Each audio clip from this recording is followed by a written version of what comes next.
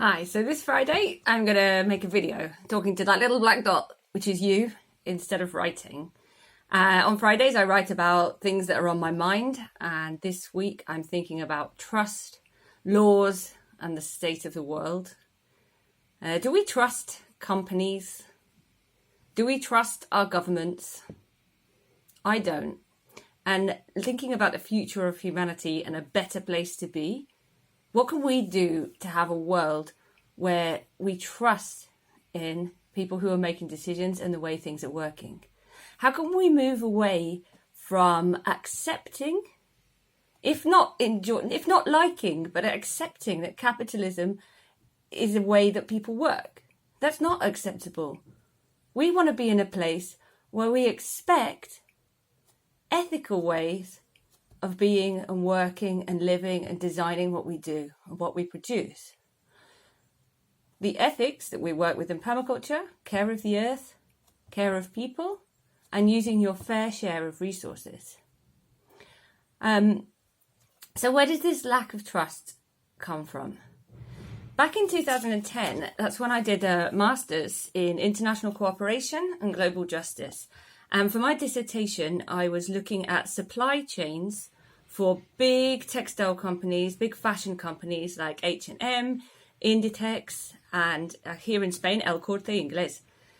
One of the things that was the worst behavior we could see was the companies that were opaque and no transparency at all about what was happening.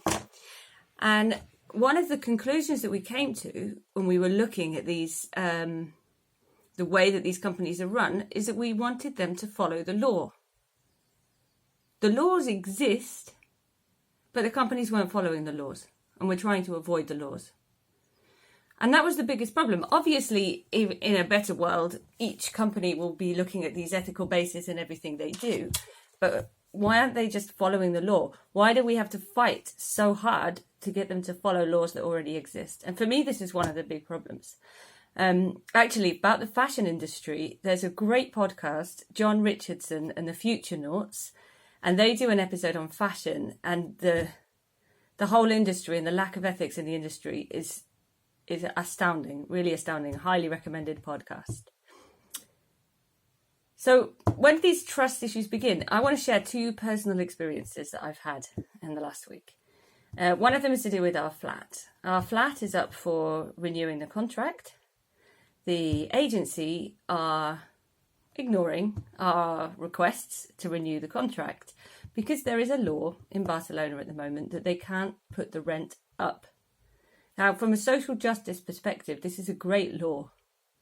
And we're working with a group, a union, which have formed to help people have the capacity to get these agencies to follow the law because they won't do it.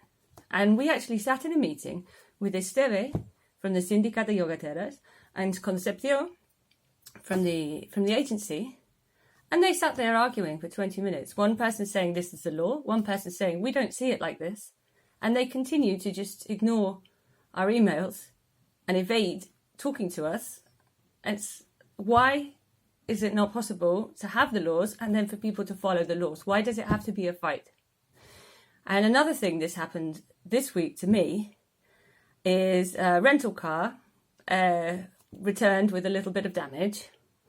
And I'm in between Getaround, which is the rental company, and the owner of the car. And Getaround are ignoring my messages, they're not answering my doubts, and the owner of the car has lied to me and is generally just not communicating with me. And I'm in the middle. And this is not the greatest problem on a massive scale, but they have taken 1,700 euros from my bank account for damage to the car, which is, by one quote, less than 100 euros, and by another quote, 245 euros. And I don't trust anybody who's involved, and I'm stuck. What do I do? Where do I turn? And what actually is keeping me awake at night, and what actually is causing me the stress, isn't the money, it's the trust. The reason that I wrote the script for this video at 5 a.m. on a sleepless night is because there's a lack of communication a lack of information and a lack of trust with the people involved. And that is what really is causing me the problems. And then I get to think, what can I do about it? I'm here, there's this company and there's this owner, and what can I do? And really the best I can do is stick to my own ethics, and I make sure that I communicate with both of them, telling them the problems with the poor communication and the poor ethics behind what's happening. And we'll see how that one resolves itself. And actually, I follow a guy on Twitter called Joe Brewer, who is running an ecological restoration project in, I think, South America. And his tweet that I saw said this: "Today I had an experience that reminds me how we fundamentally cannot regenerate landscapes without first regenerating human capacities for trust and cooperation." And that is so fundamental. But I want to leave on a more positive note. So I'll talk about some more positive things that are happening. I choose to live in a slightly alternative way, and I don't engage with a lot of these companies that I don't trust.